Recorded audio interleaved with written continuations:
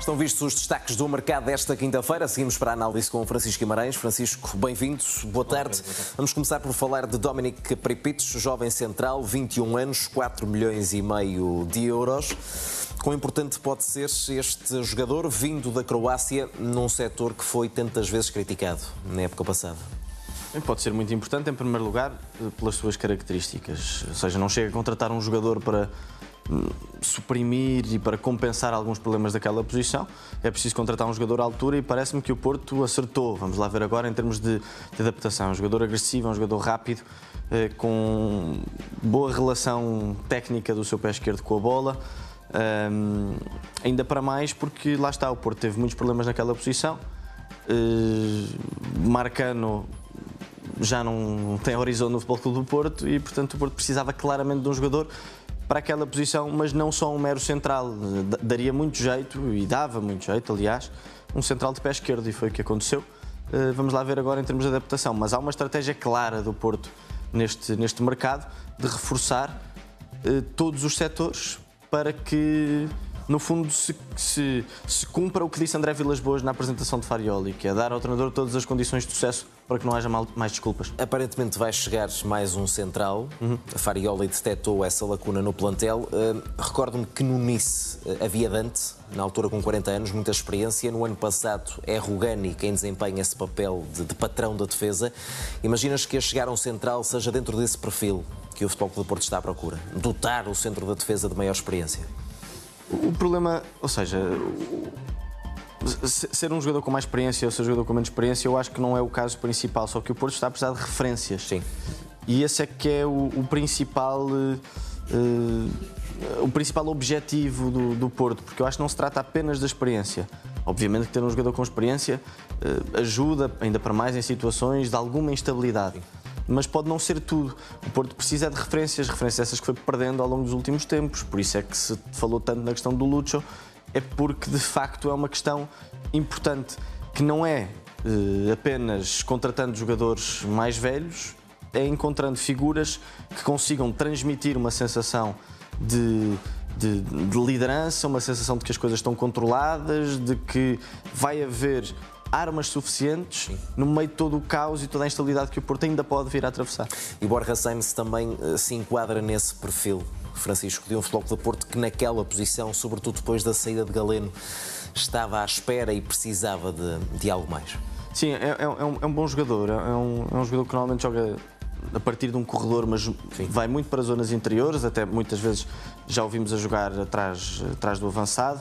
É um jogador que joga do lado esquerdo, geralmente, mas de pé direito, rápido, com muita capacidade de finalização. Fez uma ótima primeira metade da temporada o ano passado, no Norwich, num campeonato muitíssimo competitivo. Ele é um jogador com uma facilidade tremenda para aparecer nos últimos 30 metros. Tem golo, tem assistência. Depois, a segunda metade da temporada não foi tão boa, mas eu acho que reúne as características para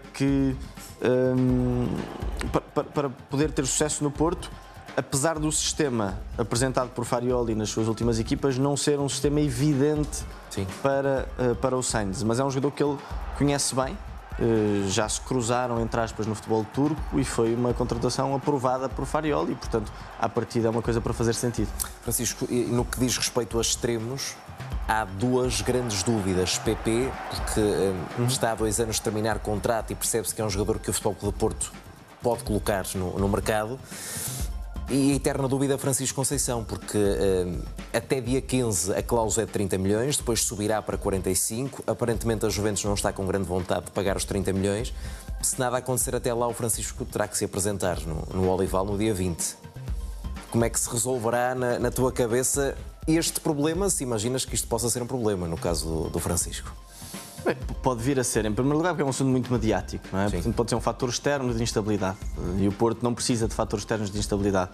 E pode ser esse fator externo de instabilidade porque basta lembrar-nos o que é que aconteceu quando Francisco Conceição saiu, a relação com André Vilas-Boas, a saída do Sérgio Conceição, que afetou muito provavelmente a relação do filho com o novo presidente. Enfim, se as coisas estiverem mais ou menos resolvidas, se a ferida estiver completamente ou perto de ficar sarada, Se isso acontecer, então faz sentido. E lá está, e se não houver oportunidades de negócio também, o Porto também tem que pensar nisso. Isto tem que ser um negócio equilibrado. Até porque ele tem entre a questão 20% financeira do passe, daí Exatamente. o Porto estar a bater-se tão insistentemente pelos 30 milhões. Não é? Sim, e este negócio tem que ser equilibrado do ponto de vista financeiro, porque senão não faz grande sentido. Nós estamos a falar de um jogador ultra talentoso, convocado constantemente hoje em dia na seleção nacional, um jogador que é a opção várias vezes para Roberto Martínez. Portanto, o Porto não pode, só com o argumento de que não estão reunidas condições psicológicas para que ele continue no clube, não pode alegar uma venda por um valor mais baixo do que era suposto. Portanto, tem que bater o pé, como é evidente. Mas também tem que perceber se há ou não condições para ele continuar, porque se vislumbra essa oportunidade, e no caso, lá está, da ferida estar sarada, é uma ótima oportunidade desportiva para o Porto e se calhar o Porto não pode desperdiçar. Ainda mais no sistema de Farioli. Exatamente. Olhamos para mais dois casos, até porque o Francisco Guimarães tocou no aspecto de Lúcio González, ele que está de regresso ao Futebol Clube do Porto. O argentino já está na invicta e já trabalha com o Francesco Farioli. O Futebol Clube do Porto chegou a acordo com o Alavés para a desvinculação do Lúcio. O antigo internacional argentino já vai estar no Olival na qualidade de treinador adjunto no arranque dos trabalhos para a nova época que estão marcados para amanhã. A SAD, liderada por André Vilas-Boas, vai pagar uma pequena indemnização ao clube espanhol para conseguir a libertação de El Comandante, que vai agora integrar a equipa técnica liderada por Francesco Farioli. Rodrigo Mora é alvo do Arsenal, com o Manchester City e o Manchester United bastante atentos. Adianta Steve Kay que Rodrigo Mora é pretendido pelo Arsenal depois de ter convencido os responsáveis do clube após o Mundial de Clubes. A notícia também diz que os emblemas de Manchester têm o português no topo dos jogadores referenciados. O criativo de 18 anos está blindado pelos Dragões até 2030 e tem uma cláusula de rescisão de 70 milhões de euros. E por falares no Arsenal, Francisco, Gyökeres apresenta-se ou não? Amanhã em Alcochete.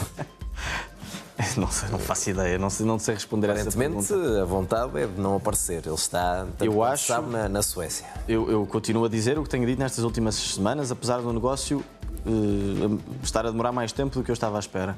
Não estão reunidas condições para que ele continue a ser jogador do Sporting, por várias razões. Em primeiro lugar, por causa, enfim, desta polémica toda à volta da venda e pelo facto dele não querer continuar e, à partida, a sua relação com o Frederico Varandas estar completamente mal resolvida. Portanto, logo aí é um fator grande de instabilidade. Em segundo lugar, porque, enfim, o regresso dele ao estágio da equipa, o regresso dele pós-férias, foi adiado porque o Sporting estava claramente à espera de resolver o negócio mais cedo.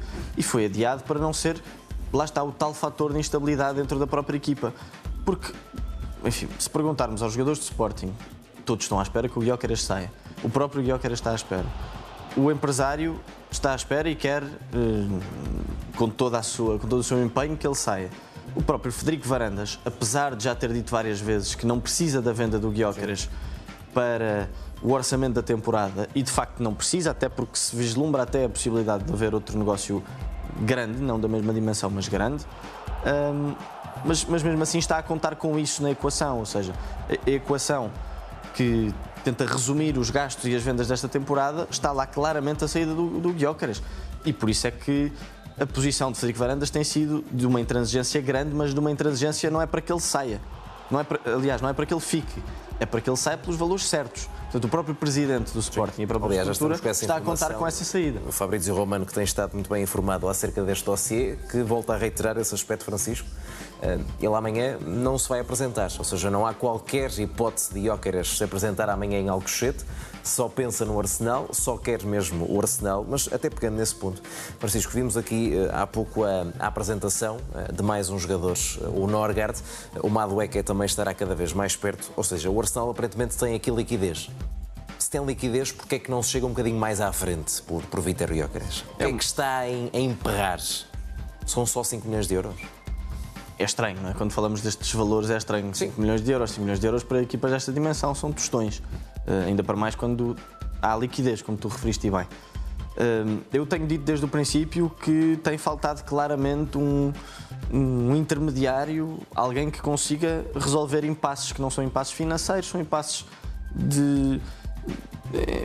em passos da negociação em si, que está, lá está, o Arsenal está muito intransigente na sua posição, o Sporting também, e o empresário não me parece que reúna as condições de independência, de liberdade, de distanciamento entre os dois clubes para que consiga facilitar o negócio. E os empresários têm que servir para isso, têm que ser facilitadores nos negócios. Não tem sido, e o facto de estarem todos de costas voltadas e com objetivos diferentes relativamente a este negócio, até financeiramente falando, sim, faz com que 5 milhões possa parecer uma pedra no sapato, mesmo que o Arsenal possa fazer esse esforço, e pode, claro. As próximas horas vão ser decisivas. Temos que acelerar, Francisco, rapidamente o teu olhar para Alberto Costa. Ele já tinha sido colocado na órbita do Sporting, 20 milhões. A Juventus pagou 12 milhões e meio por ele ao Vitória. Seria uma boa opção para o Sporting? Sim, acho que pode ser uma boa opção. O Sporting, mais uma vez, está a tentar fazer um mercado muito cauteloso. Não está muito preocupado em acelerar os seus negócios, tanto nas vendas como nas contratações, e está à procura de reforçar o seu plantel de forma muito cirúrgica, mesmo que seja por valores elevados. Também acho que há liquidez para que isso aconteça, e por haver liquidez também há liberdade. Acho que o Alberto Costa podia ser uma boa contratação, e tem tudo para se adaptar ao jogo de Rui Borges, que, ao que tudo indica, vai ser um jogo renovado, um modelo renovado, mais de acordo com as suas ideias originais, visto que ele alterou as coisas a meio, depois de ter tentado logo no início impor aquilo que fazia no Vitória. Não conseguiu, mas acho que agora está mais próximo de o fazer. Daí também esta necessidade da procura por um lateral direito. Vamos olhar para o Benfica, Francisco, aqui juntando estes dois nomes. Carreras na iminência de sair, Obrador já está em Lisboa, 5 milhões por Obrador, Carreras deverá sair por qualquer coisa como 40 milhões de euros. O que é que te parecem estas duas movimentações? E se imaginas que o Obrador de facto possa ser um bom substituto para Carreras? Acho que pode ser um bom substituto. As referências que vi dele, não é um jogador que eu conheça lindamente, mas as referências que vi dele são referências boas. Mas percebe-se o perfil, como com Grimaldo, como com Carreras, sim, o Benfica tem aquele perfil identificado. Típico de um jogador que vem com muitos créditos ofensivos, com muita presença no corredor esquerdo, nos últimos metros do corredor esquerdo, portanto pode perfeitamente fazer o papel de extremo vindo desde trás. É um jogador que também pode passar por zonas interiores, tal como fazia Carreras e Grimaldo. Tem ainda grandes lacunas defensivas, tal como tinha o Grimaldo no início e o Carreras também, mas o Grimaldo tinha muito, foi um jogador que foi evoluindo. Não foi essa a razão pela qual o Grimaldo deixou de ter rendimento, antes pelo contrário, até porque o futebol português permite que isso aconteça, permite que haja laterais que não tenham muita capacidade defensiva e, portanto, há tempo para a evolução. E é um lateral à medida do que tem sido a procura do Benfica nos últimos tempos. Mas imaginas que Dal possa partir à frente, pelo menos numa fase inicial? Eu tenho dúvidas relativamente ao Dal, porque o Dal foi mais utilizado como extremo do que como lateral, e portanto eu não sei bem, sinceramente não sei bem o que é que Bruno Lage tem pensado para ele. O grande jogo como lateral esquerdo terá sido este último com o Chelsea no Mundial de Clubes. Não é? Sim, mas ele conseguiu uma grande relação com o Carreras, mas lá está, com o Carreras a lateral e ele a extremo. E portanto, esta tentativa de contratar um jogador mais ou menos semelhante a Grimaldo e a Carreras para aquela posição, se calhar até me faz pensar que Dal não está no topo de hierarquia para ser o principal lateral. Pode também ser um dos extremos, lá está. E que acabou por obrigar a esse investimento de cerca de 9 milhões. Olhando para outras possíveis entradas e saídas, começamos por quem pode entrar. Juntar Félix e Tiago Almada faz sentido? Francisco, olhando para as características dos dois. Já nem vou aqui à questão financeira, obviamente. Sim. Mas logo à questão desportiva. O Benfica está claramente em campanha eleitoral. Aliás, Rui Costa está em campanha eleitoral e está a tentar fazer negócios de grande valia do ponto de vista eleitoral e também do ponto de vista desportivo. Pelos vistos, há condições para que o Félix regresse ao Benfica, mas esta questão do Tiago Almada é uma questão importante porque se trata de um ótimo jogador. Sim. Juntar os dois, acho que desportivamente seria possível, e se adaptarem, se as coisas estiverem reunidas as condições suficientes para que os dois tenham sucesso, acho que pode ser extraordinário para o Benfica, mas estamos a falar de valores muito, muito significativos. O Benfica avalia Félix em 40 milhões, o Tiago ainda o avalia mais alto, cerca de 42, 43 milhões de euros. Sim, se o Coxo foi dos jogadores mais caros de sempre e custou 25, se não estou em erro, estamos a falar de cerca de 15 milhões a mais. Certo. E, portanto, é o Benfica a abrir os cordões à bolsa e é o Rui Costa a tentar fazer tudo para que o plantel tenha condições suficientes para dominar o campeonato no próximo ano. Se houver dinheiro para um, quem é que escolhias? Quem é que fazia mais sentido para o Benfica? Olhando para todos os fatores, acho que o João Félix faz mais sentido. Acho que é um jogador extraordinário, que se calhar precisa do Benfica. Sim. E sente que precisa do Benfica para retomar o caminho de uma carreira relativamente decente. Não sei se ele já não tem coisas de uma carreira extraordinária, mas para voltar a estar num patamar elevado, que é uma coisa que neste momento ele não consegue fazer. Precisa muito de uma grande época, porque vem aí o Mundial.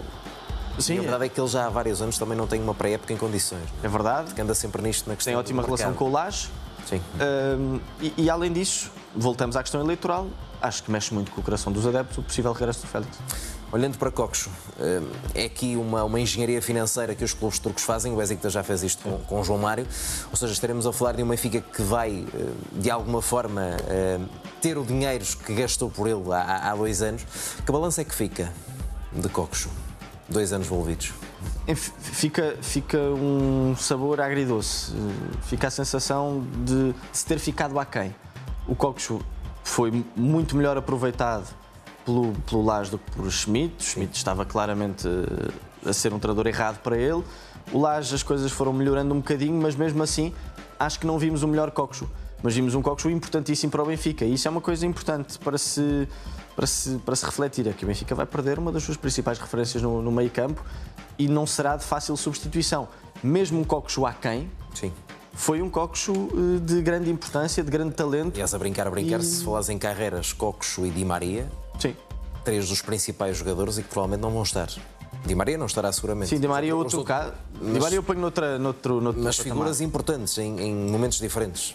Sim, eu até valorizo mais as saídas do Carreras e a saída do Kokshu. Acho que o Benfica pode estar a fazer grandes contratações, mas está a perder os jogadores basilares do seu plantel. E o Kokshu mesmo subaproveitado, que foi o que eu acho que foi, Lage com Schmidt, foi um jogador importantíssimo naquele meio campo e deu muita vida a uma equipa que muitas vezes estava a precisar de vida, de qualidade, e ele foi dos poucos que conseguiu dar isso. 30 segundos para falar de Fábio Vieira, aqui apontado à Itália, mais propriamente ao Parma. Falámos aqui de que aos 25 anos está num momento crucial de definição de um caminho.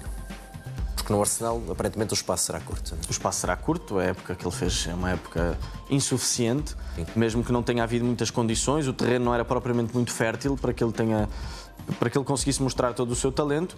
O que é facto é que ele teve muitas oportunidades, foi chamado muitas vezes a ser protagonista e falhou na maior parte delas. E, portanto, neste momento ele já não consegue ser o jogador que se esperava do Arsenal. O Arsenal tentou, quando o contratou, tentou antecipar-se no mercado. Sim. Por um jogador jovem que, se evoluísse, se tivesse mais um ano no Porto, se calhar ia ter outros tubarões à procura dele. O Arsenal antecipou-se na esperança que ele tivesse sucesso, não aconteceu e, portanto, tal como outros, vai ter que dar um passo atrás. Francisco, muito obrigado.